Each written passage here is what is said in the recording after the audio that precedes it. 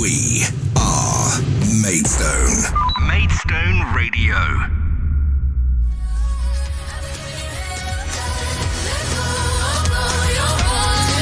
It's Maidstone Radio, 6 after 11 on Saturday, the 9th of October. That is Birdie. Keeping your head up, and perhaps an appropriate song to start off this section. World Mental Health Day takes place on October the 10th every year and aims to raise awareness of mental health issues on a global scale. It also encourages those who work in mental health to discuss what they think are the most pressing issues in their field and to identify possible solutions. Well, to talk all things mental health, I'm very delighted to be joined this morning down the line via the power of technology by Tom Fishenden from Mid-Kent Mind. Morning, Tom. Yeah, good morning, Stu. Thank you for having me on this morning. I'm excited to be here talking to you this morning. And we're excited to have you with us as well. How's your week been so far? I know you've been very busy sort of building up to this day tomorrow. Yeah, definitely. I can summarise my week by saying my mum picked a really bad week to have her birthday because having annual leave this week was definitely stressful. But no, it's been a really good week to kind of sort of see everything that different people are doing to mark World Mental Health Day, see people kind of ramping up and encouraging conversations in the build-up to it, and actually seeing a lot of our partners and other individuals who engage with us as an organisation sort of embracing this day and sharing information and making sure that that's out there and that's accessible to people. Yeah, definitely. Perhaps you can ask your mum to be a little bit more considerate in the future and not have her birthday on World Mental Health Day. If we can postpone it by like a week, we'll do what the Queen does and give her a second birthday. That would be fantastic. Yeah, or just postpone World Mental Health Day. I mean, what comes first? Listen, perhaps you can start by explaining, to start with, what the definition of mental health is. What do we mean when we say mental health, and how can we explain the definition for other people? Yeah, so I think a definition that's stuck with me since I really started working for Mid-Kent Mind is kind of summarising mental health in 3 words, and that's thoughts, feelings and behaviours. So thinking about what we're thinking, perhaps if there's any things in our life that are causing us particular stress, or if there's anything that makes us really happy, to go on the polar opposite of that. Obviously how those thoughts then make us feel, so it could be, say for example, doing this radio interview this morning, I'm really happy about it, I'm excited, and then how does that make me behave? Well, it means that hopefully I'm communicating nice and clearly, I am sharing information, all of that kind of stuff. So it's really thinking about what we're thinking, how that impacts the feelings that we might have, and then how we might express those feelings in terms of our behaviours, and the impact that that can have both on ourselves but also on other people around us as well. It's a massive day tomorrow, and of course, mental health is a big issue. It has, it's in the forefront of most people's thinkings these days. It certainly gets a lot of media coverage as well. What's happening tomorrow to bring awareness to mental health on World Mental Health Day? Yeah, so we've been doing lots of different things. We've got some content that's going out on our social channels. Obviously, we've been working here on Maidstone Radio, which is really exciting, to bring a lot of different partner organisations together to really talk about the work that they do in our local community. There are lots of fantastic charitable organisations all across Maidstone, and we don't always necessarily hear about the fantastic work that we're doing. So we really wanted to champion their work around World Mental Health Day as well, and make people aware that there's lots of different support out there.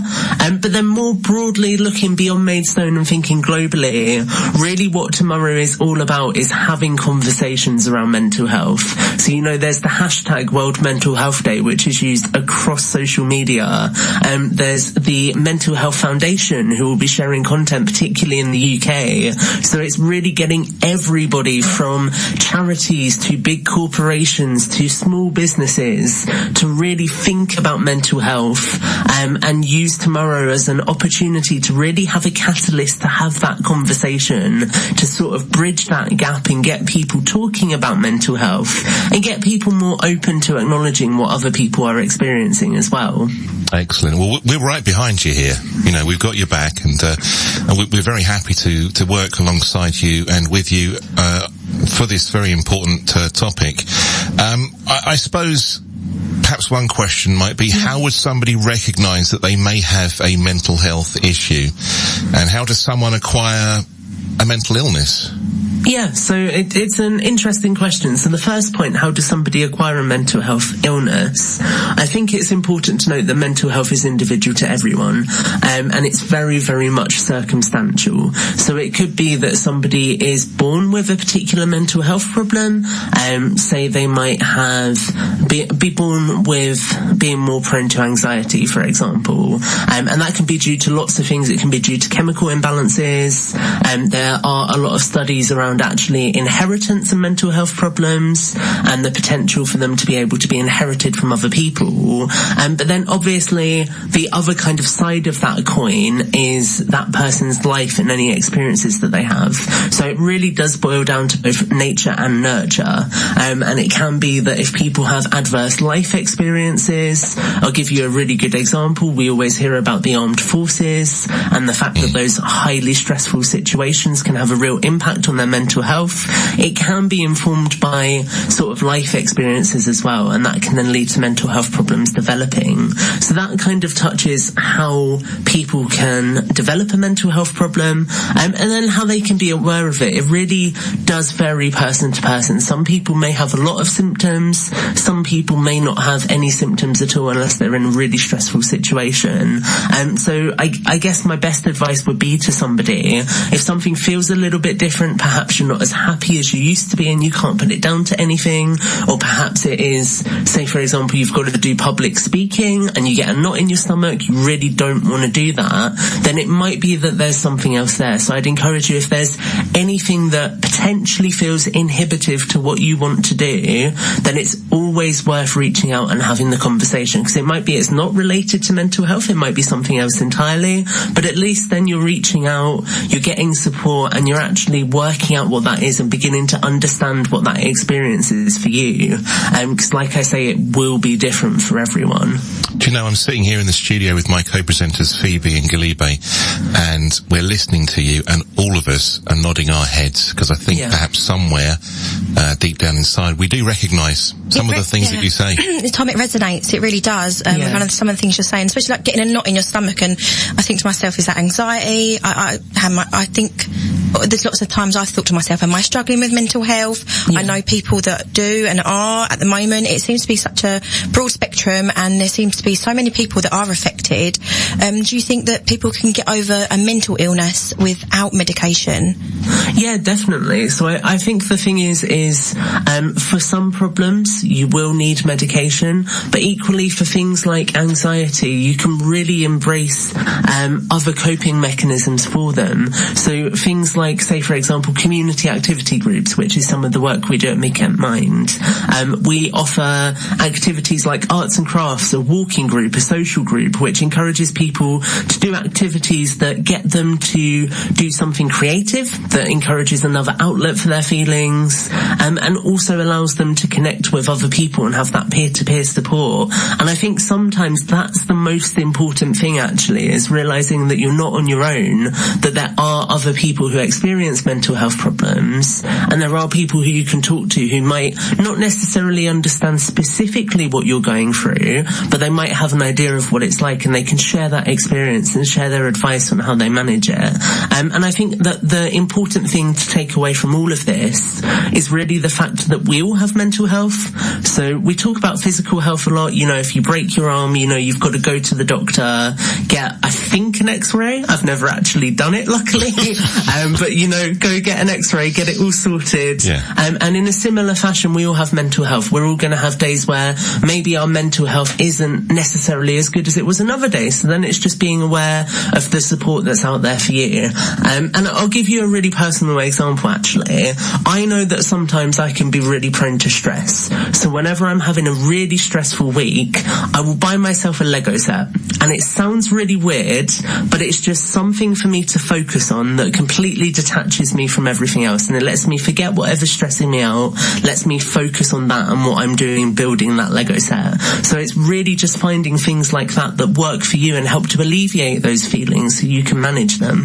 That's a great bit of advice. It really is, isn't it? Yeah. I mean, I like Lego. Can I have it after you finished with it, Tom? Yeah, I'll bring it into the studio. Yeah, please do. Please do. Golibe's got a question. So you're talking about other outlets that help with mental health, and I know like some people do running to relieve some stress. Yeah. So can exercising help control mental illness just by itself? Yeah, definitely. There's lots of studies around mental health and physical activity. And for a lot of people, again, that is that positive outlet. And it's really important to note that when you're exercising, your body releases endorphins, and they have a really positive impact on mental health as well. So obviously you've got that positive element. A lot of the time when you're out running, you might be somewhere like a park, so you're getting to connect with nature, and that then ties into the 6 ways to wellbeing, which is all about feeling a part of the planet as well as the several other elements of the wellbeing wheel. And then also it might be that there's an element of networking with that. You know, we see a lot of running clubs now. There's a lot of people who will run in their spare time and then go into competitions and things, and they meet other people through them and build support networks. So it's really about how that exercise actually has several different benefits attached to it, which can then really help a person to build their own coping strategy for their mental health. Got a few questions that have come in this morning on text. All of them are anonymous, which is fair enough. One of them is, this is probably a huge question. Should we be paying more attention to our mental health since the pandemic? Yeah. So what I would say in response to that is I think mental health has always been important, but I think the pandemic has made so many more of us aware of it. So a lot of us, it may be that our coping strategies involve our support networks, which are our friends and our family. And if we're not able to get out and see them because of things like lockdowns, then that makes it really difficult to manage our mental health. So I think absolutely the pandemic has had an impact on it. Undoubtedly there will be a lot of people who have found this period of time difficult. So it's really worth being more conscious of our mental health, but also equally being more conscious of how we can support other people as well. So being open to those discussions. If somebody discloses to you that they're feeling a certain way, actually acknowledging that, helping them look for support, because, you know, it's been an incredibly challenging couple of years, and there are so many different factors that will have impacted on people in different ways. So undoubtedly that will have impacted on mental health as well. Thanks, Tom. Listen, we're going to take a quick break, play a bit of music and come back. This is a fascinating conversation to have, and actually I think we might need to reschedule some of the things we've got in the show because it deserves attention. So let's play a song and we'll be back with Tom Fishenden from Mid-Kent Mind very, very soon.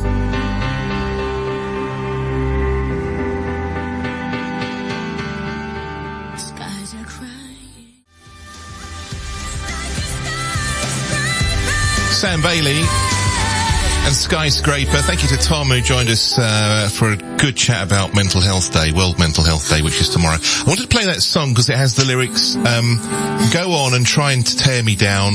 I will be rising from the ground like a skyscraper. It's brilliant lyrics, isn't it? Yeah, fantastic. So I thought I'd play that as a little nod to recovery on that kind of thing on World Mental Health Day, which is tomorrow. Stay there. We'll continue our conversation with Tom Fishenden in a couple of minutes' time. The Saturday Show with Stu James. Maidstone Radio.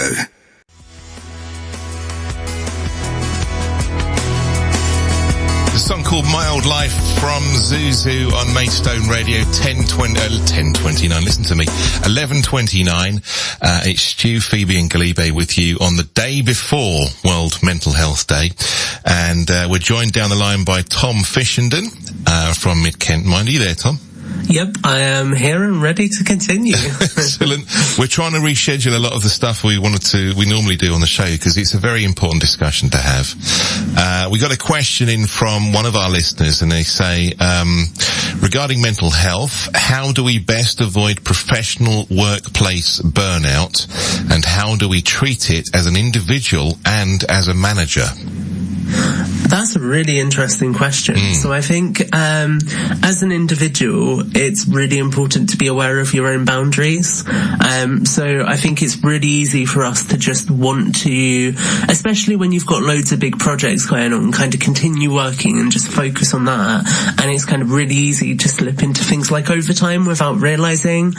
So actually it's worth being aware of your boundaries and making sure that you're doing things like using your annual leave allowance. I know that sometimes it feels really difficult to do that, and actually you can feel like you don't want to book time off, but the reason why you have an annual leave allowance is to prevent things like that, and also make sure that you're trying to stick to your work schedule. Again, I know that's really difficult, but it's important to make sure you have a distinction between work life and home life. So say you do a 9 till 5, it's important to try your best to turn off at that 5 o'clock mark and actually make sure that you're doing things you enjoy in your own time, so it balances against those potential work stresses that you have going on. And from a manager's perspective, I think it's worth working with your employees on an individual basis, being aware of what different people's boundaries are.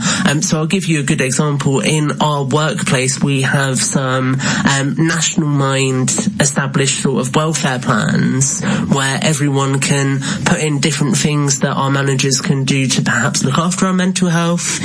We can put in any potential signs that we might be struggling, so our line managers are aware of that and they can then do things to accommodate that. So it's really just working with your team and actually being open to having that conversation with your team and being open to discussing mental health with them. Again, it's going to be difficult for some people. Some of your employees may find it easier to open up than others, but it's just all about being flexible in the way that you approach people and knowing that different people might need different forms of assistance to help them continue to do the best they can in the workplace. It does. It seems like such a simple thing when you say take time for yourself, and then you're trying to juggle everything, and you don't realise sometimes you're actually not having a breather. You're not taking time for yourself. But can you tell us a little bit more about Mid-Kent Mind and explain more about the Mind Federation more broadly, and just about what services they offer, what you offer? Yeah, sure. So as the Mind Federation more broadly, there are over 100 different local minds all across the United Kingdom, and the way that works is they are all federated, so they all meet National Minds guidance on quality, but they all offer their own services, and they're all their own individual charities who have to source their own funding.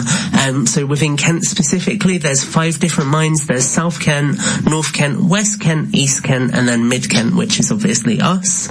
We are all our individual charities. We offer different services, and we all have to get our own funding for those services. So in terms of the work that we do locally here in Maidstone and also in Ashford and Swale, as I mentioned earlier, we do a mixture of one-to-one support and also group support for people. So we do a lot of group work with young people, looking at emotional resilience, other problems which might face young people like social media, self-image, anxiety, and how we can work with those young people to better understand those problems and then develop coping strategies for them for the future.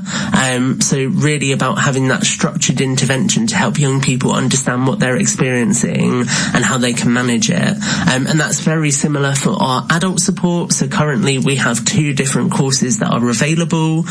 We have a course called Life Skills, which is a 5-week course just looking at skills that you might need as a part of everyday life more broadly to prepare you for that. And then also another course called Coping with Life, which looks specifically at anxiety, stress and depression, what some of the symptoms may be for those problems, why you might be experiencing them, so the potential causes, and again coping strategies for them.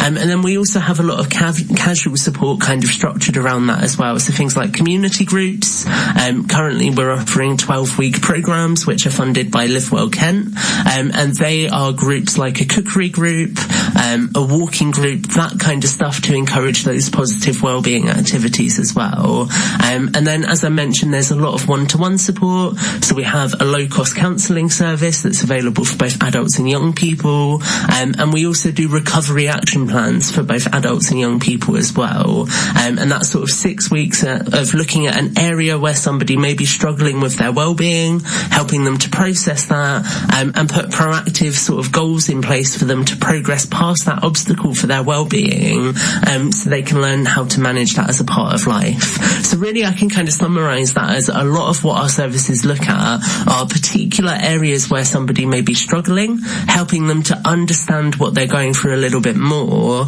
and then helping them to develop ways to cope with that proactively as a positive part of life. Cool, that sounds really good. Sounds very informative. And I actually am really enjoying this conversation and learning a lot. So I actually wanted to know, what made you want to approach the team at Maidstone Radio with the idea of encouraging conversations around World Mental Health Day?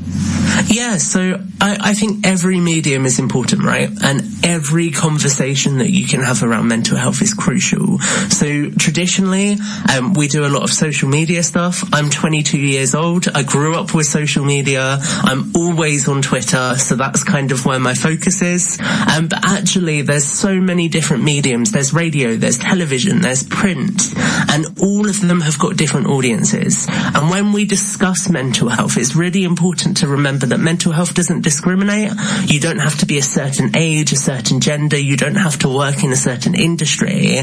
As we said earlier, everyone has mental health. So it's really important to encourage discussions in every medium we can, because ultimately the more awareness we raise, the more people feel confident accessing support, and the more people get help for their mental health, and that's what it's all about. Excellent. That's great. What was I going to ask? I forgot. I've lost my question. I've lost my question. Tell us a little bit about what you're doing tomorrow. Sorry, it's not scripted at all. Tell us a little bit about what you're doing to help raise awareness for Mental Health Day tomorrow.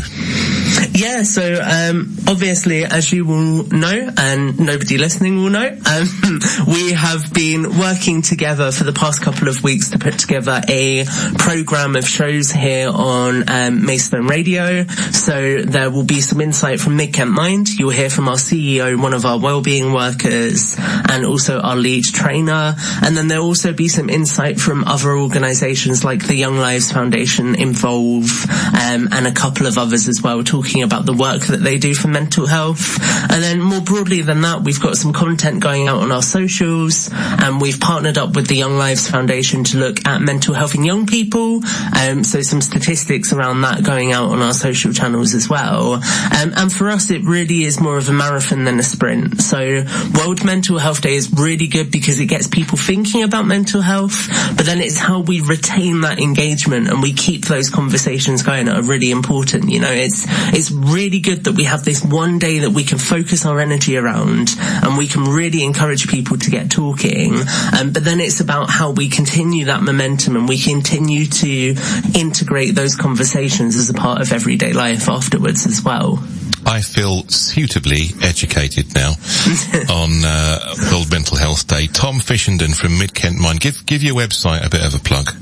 Yeah, so if you'd like to learn anything more about our work, you can visit www.midkentmind.org.uk. Tom, thank you very much for joining us today. It's been an education.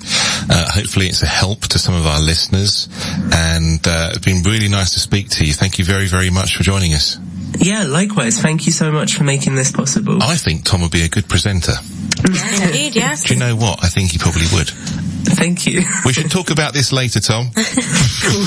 Good luck with everything tomorrow, and we'll catch up with you very, very soon. Take care, guys. Enjoy the show. Thanks a lot. Bye-bye. Bye. Bye-bye.